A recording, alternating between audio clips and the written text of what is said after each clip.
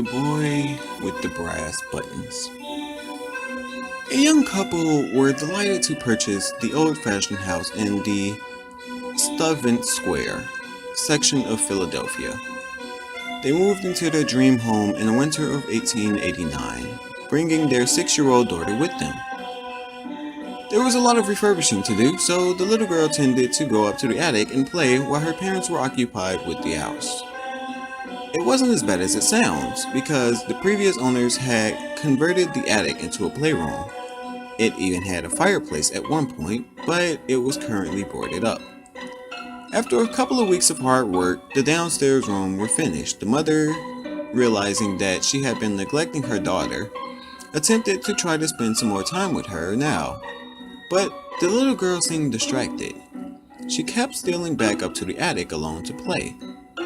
Exasperated and perhaps a little hurt that the child was not being responsive to her attentions, the mother finally asked, "What's so interesting up there in that stuffy room?" "It's the little boy with the shiny buttons," the child replied. "He's so much fun to play with." "What little boy?" the mother demanded, wondering if a servant child had stowed away in the room. She went to investigate, but found the room empty. Certain that her daughter was just being contrary, she urged her husband to discipline the child. At her father's stern voice, the little girl became hysterical.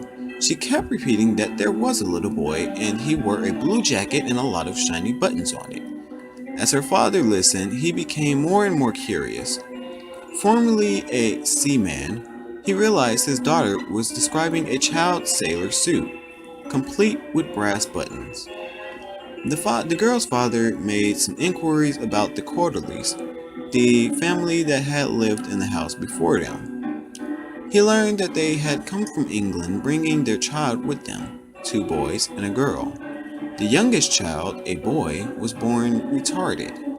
The neighbors described the youngest boy as a sweet, innocent child, but added that Mr. Cowardly was ashamed of him and tried to prevent him from being seen outdoors. According to the boy's parents, the neighbors continued, the young boy would often sneak out to go down to the river. The story goes on to say that one day he fell in and drowned. His body was never recovered, but his cap had been found floating in the river. Shortly after the disappearance, the Cowardleys put up the house for sale and, leaving Philadelphia, dropped out of sight. The former seaman's suspicions were now thoroughly aroused. He accompanied his little daughter to the attic and asked her to show him where the little boy came from. She pointed to the boarded-up fireplace. Her father called in workers to open it and then to remove the mortar that cemented up a cavity beside the chimney. As the mortar was stripped away, a corpse of a small boy was revealed. He had clothed in a little blue sailor jacket with 4 rows of brass buttons down the front. Further examination revealed that the back of the child's head had been crushed with a violent blow. The little boy was murdered.